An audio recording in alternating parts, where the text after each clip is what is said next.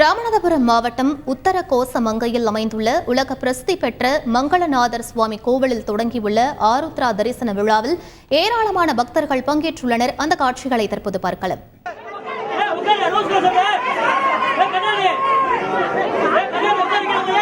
சாமியா தெரியலப்பா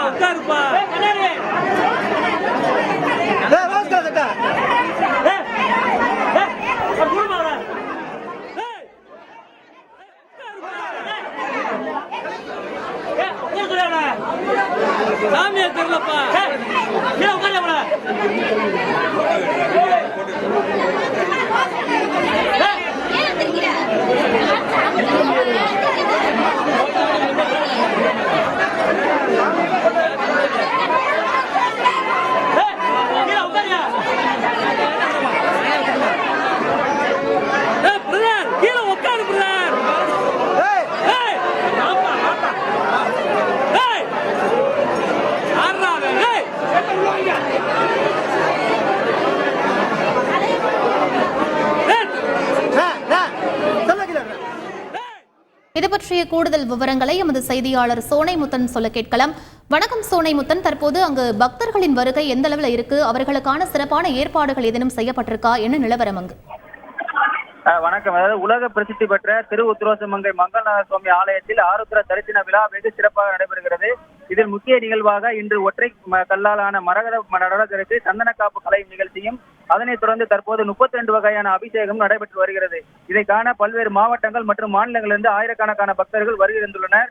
சிவாலயங்களில் மிகவும் பிரசித்தி பெற்றதாகவும் முதல் சிவாலயமாக விளங்கக்கூடியது இந்த திரு உத்திரோசமங்கை மங்களநாத சுவாமி ஆலயம். இந்த ஆலயத்தில் இன்று அதாவது மார்கழி மாதத்தில் வரக்கூடிய ஆருத்ரா தரிசனத்தன்று வெகு சிறப்பாக இங்கு வந்து விழா நடைபெறுவது வழக்கம்.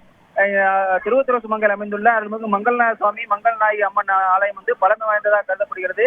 அதிலும் இங்கு வந்து தனித்தலமாக விளங்கக்கூடிய மரகத நடராஜர் ஆலயம் இருப்பது சிறப்பு வாய்ந்ததாக கருதுகிறது.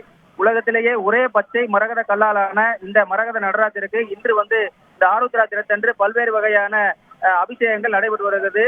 இந்த ஆருத்ரா தினத்தன்று சந்தனமானது, அதாவது கடந்த ஆண்டு ஆருத்ரா தினத்தன்று சந்தனம் பூசப்பட்டது.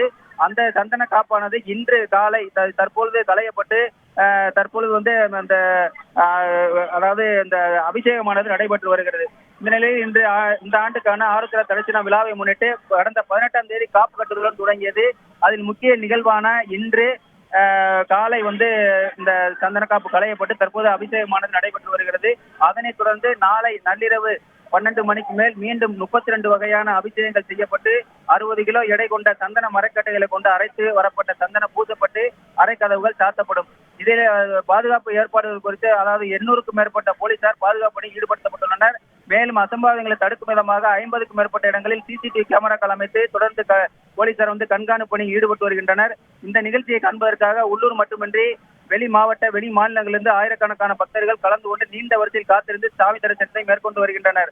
மேலும் சமஸ்தானம் தேவஸ்தானத்தின் சார்பில் வரக்கூடிய பக்தர்களுக்கு குடிநீர் வசதி, கழிவறை வசதி ஏற்பாடுகள் செய்யப்பட்டிருக்கிறது. அது மட்டுமன்றி இன்று பக்தர்கள் சிரமமணி தரிசனத்தை காண இன்று ஒரு நாள் மட்டும் விடுமுறையும் அளித்து மாவட்ட நிர்வாகம் உத்தரவிட்டுள்ளது குறிப்பிடத்தக்கது. தற்போது இந்த அபிஷேக ஆராதனைகள் நடைபெற்ற முடிந்த பிறகு சிறப்பு அலங்காரத்தில் இன்று பகல் மற்றும் நள்ளிரவு வரை பக்தர்களுக்கு தரிசனம் கிடைப்பது குறிப்பிடத்தக்கது. விவரங்களுக்கு நன்றி சோனைமுத்தன்.